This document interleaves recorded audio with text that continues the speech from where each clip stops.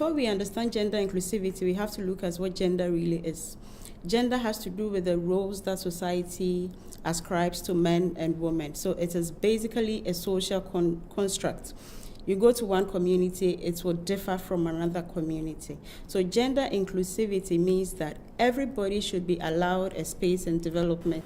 When you look at a lot of the interventions, development interventions that have been implemented so far, where there is no gender voice, most of those development agendas, they don't actually achieve what they're meant to achieve, like we see with the Sustainable Development Goals that have been issued recently. There's a lot of gender equality there, and if we leave women behind, there is a huge potential that all the development interventions that we're planning to do will not be sustainable without the inclusion of women.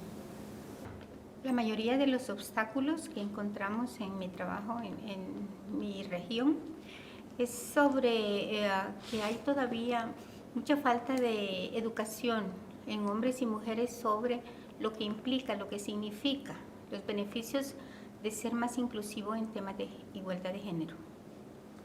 You don't identify and address those barriers, no matter how much you want women and men to be part of programming, they will not effectively participate and equally benefit.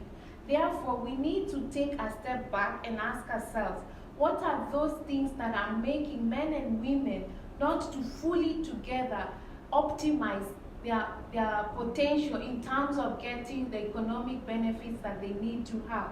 Women in cotton at the moment, they are more at a small-scale level, producer level, and the future is to move them from that ground level, move them up the value chain, where we get to see more women in cotton, more women in boardrooms, more women in the markets, more women in trading, and really that's where they're at that bottom where they are left behind, but we are trying to lift them up and ensuring that they move up the market level. And I see as an agency in terms of the world is trying to change, and we are going to try to change together. And the only way to ensure that we are changing together is ensure everybody is seated around the table. It's important to improve upon the economic position of women in cocoa because we've come to realize that women who are empowered economically are able to support the education of their children. They're able to provide better nutrition for their children. They're able to provide better health for their children. So investing in women has a direct impact on the lives of the future generation. For my daughter, I would love to see her living in an equal world where she has equal access to opportunities, equal access to education, equal access to traditionally closed platforms where it's all males. That is really the future that I'd love to see.